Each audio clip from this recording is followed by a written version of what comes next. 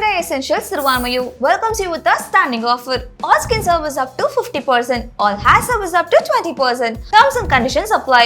For booking appointments 9840677057. செடியாய வல்வினைகள் தீர்க்கும் திருமாலே, நெடியானே வேங்கடவானின் கோயிலின் வாசல், அடியாரும் வானவரும் அறம்பெயரும் கிடந்தியங்கும் படியாய் கிடந்து உன் போலவாய் காண்பனி. உலகெங்கும் இருக்கின்ற ரெட்ரோ ஆன்மீகம் டிவி நேயர்களுக்கு என்னுடைய பணிவான வணக்கங்கள். இன்றைய பதிவில் புரட்டாசி மாதத்திய ராசி பலன்களை பற்றி பார்ப்போம்.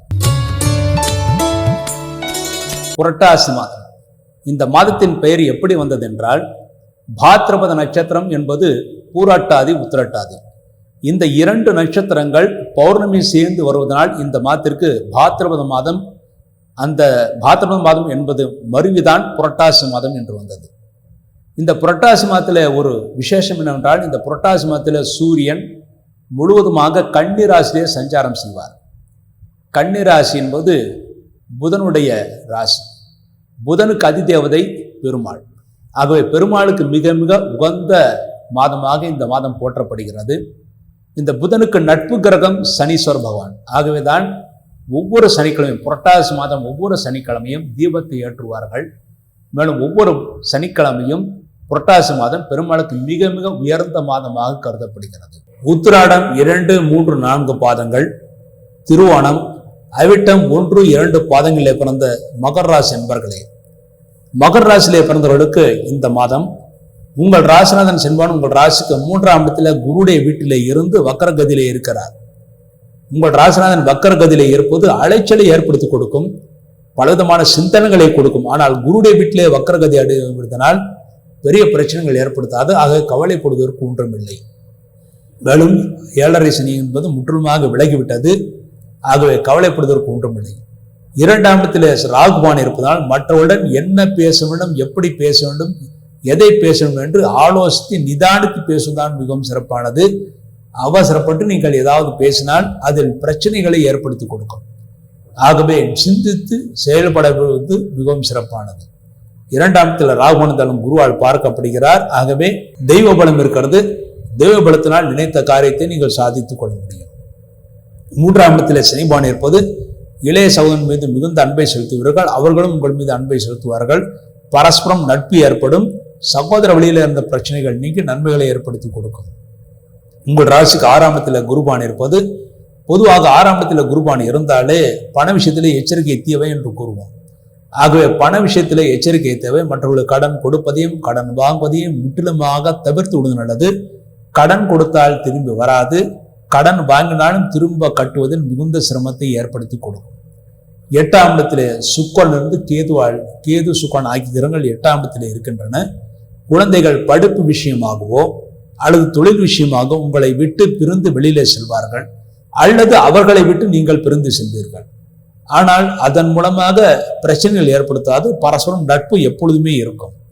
9ஆம் இடத்தில் சூரியன் புதனிலிருந்து சனியால் பார்க்கப்படுகிறார்.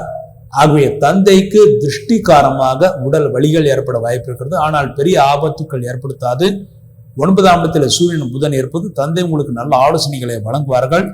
அதன்படி செயல்பட்டால் வெற்றி நிச்சயம் உங்களுக்கு கிடைக்கும். 9ஆம் இடத்துல புதன் உச்சம் பெற்றிருப்பது நல்ல பாக்கியம் இருக்கிறது, முன்னேற்றம் இருக்கிறது. 10ஆம் இடத்துல செவ்வாய் இருந்து குருவால் பார்க்கப்படுகிறார். ஆகவே பூமி லாபம் இருக்கிறது. புதிய முயற்சிகள் அனைத்தும் செய்யலாம். அனைத்து காரியங்களும் நீங்கள் வெற்றியை பெறுவீர்கள். லாபாதிபதி தொழில் ஸ்தானத்தில் இருப்பது மிகவும் சிறப்பானது. நீங்கள் எந்த தொழில் செயல்படாந்தாலும் அந்த தொழில்துறையிலே நல்ல லாபத்தை ஏற்படுத்தி கொடுக்கும். ஆனால் குரு 6ஆம் இடத்திலே இருப்பதனால் பண விஷயத்தில் மிகுந்த எச்சரிக்கை தேவை. கடன் கொடுப்பதையும் கடன் வாங்குவதிலும் முற்றிலுமாக இந்த மாதம் தவிர்த்து விடுவது நல்லது. இந்த மாதம் மற்றவர்களுக்கு கடன் கொடுத்தால் திரும்ப வராது. கடன் வாங்கினாலும் கட்டுவதில் சிரமம் ஏற்படுத்தி கொடுக்கும். பண விஷயத்தில் மிகுந்த எச்சரிக்கை தேவை. சிலருக்கு திருடு போவதற்கான வாய்ப்புகள் இருக்கிறது. ஆகவே பண விஷயத்தில் எச்சரிக்கையாக பாதுகாப்பும் மிக முக்கியமாக இருக்க வேண்டும். இந்த மாதம் நீங்கள் செய்ய வேண்டிய பரிகாரமாக 8ஆம் இடத்திலே சுக்கரன் கேது இருப்பது காரியங்கள் சிறிது தாமதம் ஏற்படுத்தி கொடுக்கும். குழந்தைகளுக்கு சிறு உடல் உபாதைகள் ஏற்படுத்தி கொடுக்கும். அதற்கு பரிகாரமாக வெள்ளிக்கிழமை விநாயகருக்கு நெய்தீபம் வைக்க வேண்டும். அடுத்து 6ஆம் இடத்துல குருபகவான் இருப்பது தொழில்துறையில பண விஷயத்திலே சிக்கல்கள் ஏற்படுத்தி கொடுக்கும். அதற்கு பரிகாரமாக வியாழக்கிழமை குரு பகவானுக்கு நெய்தீபம் வைக்க வேண்டும். இந்த 2 வழிபாட்டின் மூலமாக இந்த மாதம் முழுமைக்கும் நீங்கள் நன்மைகளையும் சந்தோஷத்தையும் அடைவீர்கள் என்பது உறுதி. அடுத்து ஒவ்வொரு நட்சத்திரத்துக்கும் செய்ய வேண்டிய பரிகாரமாக மகர ராசியிலே பிறந்து உத்திராடம் 2, 3, 4 பாதங்களிலே பிறந்தவர்கள் அக்டோபர் 2 வியாழக்கிழமை என்று திருவேங்கடமுடையான் திருநட்சத்திரம் என்றும் வேதாந்த தேசிகர் திருநட்சத்திரம் என்றும் பஞ்சாங்கத்தில் போடப்பட்டிருக்கும். ஆகவே அன்றைய தினம் பெருமாளை முக்கியமாக திருப்பதி ஏழுமலையானை வணங்குவது மிகவும் சிறப்பானது. அங்கே ஏழுமலையான் கோயிலுக்கு செல்ல முடியாதவர்கள் அருகில் இருக்கின்ற பெருமாள் கோயிலுக்கு சென்று பெருமாளுக்கு உயரத்திற்கு ஏற்றபடி துளசி மாலை அணிவித்து வர வேண்டும். மேலும் அன்றைய தினத்தில் விஜயதசமி உற்சவம் எல்லா பெருமாள் கோயில்களிலும் நடக்கும். விஜயதசமி உற்சவமாக ஜம்பு சவாரி என்று சொல்லக்கூடிய குதிரை வாகனத்திலே பெருமாள் வருவாள். அந்த பெருமாளை தரிசனம் செய்வது காரிய வெற்றியும் சந்தோஷத்தையும் ஏற்படுத்தி கொடுக்கும். அடுத்து திருவோணம் நட்சத்திரத்தில் பிறந்தவர்கள் பாபாங்குசா ஏகாதசி என்பது அக்டோபர் 3 வெள்ளிக்கிழமை வருகிறது. திருவோணம் நட்சத்திரத்தில் தான் அந்த ஏகாதசி வருகிறது. ஏகாதசி திருவோணம் சேருவது மிகவும் சிறப்பானது. என்றால் திருவோணம் நட்சத்திரம் என்பதே பெருமாளுடைய நட்சத்திரம். ஏகாதசி திதி என்பது பெருமாளுக்கு உகந்த திதி. இரண்டும் சேருவது மிகவும் சிறப்பானது. ஆக அக்டோபர் 3 வெள்ளிக்கிழமை என்று பாபாங்குசா ஏகாதசி. ஒவ்வொரு ஏகாதசியும் ஒரு பெயர் இருக்கிறது. அன்றைய ஏகாதசிக்கு பாபாங்குசா ஏகாதசி என்று கூறுவார்கள். பாபத்தையே அங்குசம் கொண்டு அடக்குகின்ற ஏகாதசி என்று கூறுவார். நீங்கள் தெரிந்தும் தெரியாமலும் செய்த பாவங்களை அடக்குவதற்காக அன்றைய தினம் அக்டோபர் 3 வெள்ளிக்கிழமை திருவோணம் நட்சத்திரம் என்று பெருமாளுக்கு நீங்கள் துளசி மாலை அணிவிப்பது மிகவும் சிறப்பானது. அதன் மூலமாக எல்லா பாவங்களும் விலகி நீங்கள் நன்மைகளை பெற முடியும். அடுத்த அவிட்டம் 1, 2 பாதங்களில் பிறந்தவர்கள் அக்டோபர் 4 சனிக்கிழமை என்று சனி பிரதோஷம். அன்றைய தினம் சனி பிரதோஷமாக இருப்பதனால் பிரதோஷ காலம் என்று சொல்லக்கூடிய மாலை நேரத்திலே நீங்கள் நந்தி பகவானுக்கு அபிஷேகங்கள் செய்துவிட்டு அதன் பிறகு சிவபெருமானுக்கும் அபிஷேகம் செய்து விட்டு வரலாம். அன்றைய தினம் 3 முறை சிவன் கோயிலே வலம் வருவது மிகவும் சிறப்பானது. அவ்வாறு வலம் வந்தால் நீத்த காரியங்கள் கைகூடும். மேலும் திருமணமாகாத ஆண்களும் பெண்களும் அவிட்டம் நட்சத்திரத்தில் பிறந்தவர்கள் அன்றைய தினம் முதற்கொண்டு 30 நாட்களுக்கு லட்சுமி பூஜை செய்வது மிகவும் சிறப்பானது. அதை பஞ்சாங்கத்தில் மதன துவாதசி விரதாரம்பம் என்று போடப்பட்டிருக்கும். ஆக அன்றைய தினம் முதற்கொண்டு அக்டோபர் 4 சனிக்கிழமை முதற்கொண்டு 30 நாட்களுக்கு லட்சுமி பூஜை செய்ய வேண்டும். அல்லது ரத்தி மன்மதனுடைய பூஜை செய்யலாம். அதன் மூலமாக திருமணம் ஆகாத ஆண்களுக்கும் பெண்களுக்கும் விரைவில் திருமணம் கைகூடி நன்மைகளை ஏற்படுத்தி கொடுக்கும். 2 8ஆம் இடத்தில் ராகுவும் கேதுவும் இருப்பதனால் பிரயாணங்கள் செய்யும் போது மிகவும் எச்சரிக்கை தேவை. முக்கியமாக கடல் பிரயாணங்கள் செய்வது, மேலும் தண்ணீரிலே படகுகளை சவாரி செய்யும் போது மிகவும் எச்சரிக்கை தேவை. அதுவும் 2ஆம் இடத்தில் ராகுவான் இருப்பதனாலும் 8ஆம் இடத்தில் கேது சுக்கரன் இருப்பதனாலும் பிரயாணம் செய்யும் போது சிறு விபத்துக்கள் ஏற்பட வாய்ப்பு இருக்குது. ஆகவே அதிகமான தண்ணீர் இருக்கக்கூடிய இடங்களிலும் அதிகமான கூட்டங்கள் கூடுகின்ற இடங்களுக்கும் செல்லாமல் இருப்பது நல்லது. அவ்வாறு செல்லாமல் இருந்து நீங்கள் உங்கள் ஊரிலேயே இருக்கின்ற பெருமாளுக்கு அல்லது உங்கள் ஊரிலே இருக்கின்ற கடவுளுக்கு சிவபெருமானுக்கு நீங்கள் பூஜை செய்துவிட்டு வந்தால் நிச்சயமாக இந்த மகர ராசி பிறந்தவர்கள் நன்மைகளை அடைவார்கள் என்பது உறுதி. மேலும் இந்த மகர ராசியிலே பிறந்தவர்களுக்கு 3ஆம் இடத்தில் சனி பகவான் இருப்பது காரிய வெற்றி ஏற்படுத்தி கொடுக்கும். குரு உங்கள் ராசிக்கு 8ஆம் இடத்தையும் உங்கள் ராசிக்கு விரயஸ்தானத்தையும் பார்வையிடுவதனால் சுப விரயங்கள் நடக்கும். நன்மைகளை ஏற்படுத்தி சந்தோஷத்தை ஏற்படுத்தும் என்பது உறுதி. இந்த மாதத்திலே முக்கியமான விசேஷம் என்னவென்றால் இந்த மாதத்தில் மகாலய அமாவாசை வரக்கூடிய செப்டம்பர் 21ஆம் தேதி ஞாயிற்றுக்கிழமை என்பது மகாலய அமாவாசை. அதற்கு அடுத்து 9 நாட்கள் நவராத்திரி. இதை போல பல விசேஷங்கள், தெய்வ விசேஷங்கள், முதலில் பித்ருக்களுடைய முன்னோர்களுடைய விசேஷங்கள், அதன் பிறகு தெய்வத்துடைய விசேஷங்கள் வருகின்ற மாதமாக இந்த மாதம் இருக்கிறது. இந்த மாதத்தில் எந்தெந்த காரியங்கள் செய்யலாம் செய்யக்கூடாது என்று சாஸ்திரங்கள் இருக்கிறது. அதன்படி இந்த மாதத்தில் செய்யக்கூடாத காரியங்கள் என்னவென்றால் கோயில் கும்பாபிஷேகம் செய்யக்கூடாது.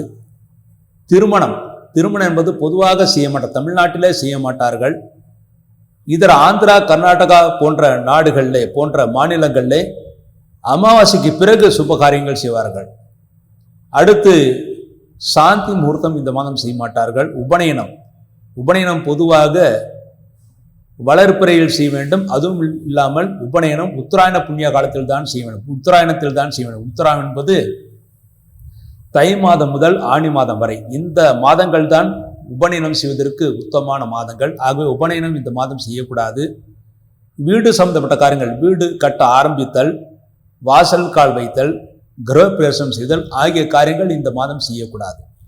சரி, என்னவெல்லாம் செய்யலாம் என்று பார்த்தால், அமாவாசைக்கு பிறகு, அதாவது மாலை அமாவாசைக்கு பிறகு பெண் பார்த்தல், வரன் பார்த்தல், ஜாதக பரிவர்த்தனை செய்தல், மாப்பிள்ளை வீட்டார் பெண் வீட்டிலும் பெண் வீட்டார் மாப்பிள்ளை வீட்டிலும் உணவு அருந்துதல், திருமணம் முடிவான பிறகு மாங்கல்யம் செய்தல், பும்சவனம் என்று சொல்லக்கூடிய சடங்கை செய்தல், சீமந்தம் செய்தல், வளைகாப்பு செய்தல், தொட்டிலில் குழந்தைகளை இடுதல், குழந்தைகளுக்கு நல்ல நாட்களிலே காது குத்துதல், வித்யாரம்பம் என்று சொல்லக்கூடிய படிப்பை தொடங்குதல், புது வாகனத்தை வாங்கி அதில் ஏறுதல். ஆனால் புது வாகனம் என்பது வளர்ப்பறையில் தான் இந்த மாதம் வாங்க வேண்டும். ஆக வளர்ப்பறையிலே புது வாகனத்தை வாங்கி அதில் ஏறுதல், உழவு ஆரம்பித்தல், எருவிடல், விதை விதைத்தல், கதிர் அறுத்தல் போன்ற விவசாய விஷயங்கள் அனைத்தும் செய்யலாம். அடுத்து தானியங்களை களஞ்சியத்தில் வைத்தல், விவசாயத்துக்கு தேவையான மாடுகள் வாங்குதல், புது ஆபரணங்களை வாங்கி அணிந்து கொள்ளுதல். இந்த புது ஆபரணங்களை வாங்கி அணிந்து கொள்வது என்பது விஜயதசமி என்று மிக மிக உத்தமான தினமாக இருக்கிறது. ஆக புது ஆபரணங்களை வாங்கி அணிந்து கொள்ளுதல், தூரதேச பிரயாணங்கள், மேலும் காசி ராமேஸ்வரம் போன்ற இடங்களுக்கு பிரயாணம் செய்தல், கடன் தீர்ப்பல். அதாவது இன்றைய இந்த மாதத்திலே பிற்பகலிலே செவ்வாய்க்கிழமையும் சனிக்கிழமையும் கடன் தீர்த்தால் மீண்டும் கடன் வாங்கக்கூடிய சூழ்நிலைகள் வராது. ஆகவே கடன் தீர்த்தல், புதிதாக தொழில் தொடங்குதல் போன்ற அனைத்து நல்ல காரியங்களும் செய்யலாம். ஆக இந்த நல்ல காரியங்கள் செய்வதற்கு இந்த மாதம் எந்தெந்த நல்ல நாள் என்று பார்த்தால், புரட்டாசி 1ஆம் தேதி புதன்கிழமை என்று ஒரு நல்ல நாள். அன்றைய தினம் பூசம் நட்சத்திரம் சித்தியோகமாக இருக்கிறது. தேய்பிரையாக இருந்தாலும் அவசியமான நாட்கள் நல்ல நேரங்களை அன்றைய தினம் செய்யலாம். அடுத்து வளர்ப்பறையில புரட்டாசி 8ஆம் தேதி மிக மிக உத்தமமான தினம். அன்றைய தினம் செப்டம்பர் 24 புதன்கிழமை, சித்தியோகம், சித்திரை நட்சத்திரம். அன்றைய தினம் நல்ல காரியங்கள் செய்யலாம். அடுத்து புரட்டாசி 13ஆம் தேதி செப்டம்பர் 29 திங்கட்கிழமை, மூலம் நட்சத்திரம், சித்தியோகம். அன்றைய தினம் ஒரு நல்ல காரியங்களை செய்யலாம். அடுத்து புரட்டாசி 16ஆம் தேதி அக்டோபர் 2 வியாழக்கிழமை, விஜயதசமி. அன்றைய தினம் எல்லா நல்ல காரியங்களும் செய்யலாம். விஜயதசமி என்று புதிதாக தொழில் தொடங்குதல் முதற்கொண்டு எல்லா நல்ல காரியங்களும் செய்யலாம். படிப்பை தொடங்குவதற்கும் மிக மிக உத்தமமான தினம். அன்றைய தினம் உத்திராடம் நட்சத்திரம், திருவோணம் நட்சத்திரம், இரண்டும் அற்புதமான நட்சத்திரங்கள் அன்றைய தினம் சேர்க்கிறார். அதுவும் திருவோணம் என்பது படிப்பை தொடங்குவதற்கு மிக மிக உத்தமமான நட்சத்திரம். ஆக விஜயதசமி அக்டோபர் 2ஆம் தேதி காந்தி ஜெயந்தி என்று எல்லா நல்ல காரியங்களும் செய்யலாம். அடுத்து புரட்டாசி 20 அக்டோபர் 6 உத்திரட்டாதி நட்சத்திரம். அன்றைய தினம் சித்தியோகம். அன்றைய தினம் சுப காரியங்களை செய்யலாம். ஆக இந்த நாட்களில் நீங்கள் செய்யக்கூடிய அனைத்து காரியங்களும் வெற்றியும் முன்னேற்றத்தையும் சந்தோஷத்தையும் ஏற்படுத்தி கொடுக்கும் என்பது உறுதி.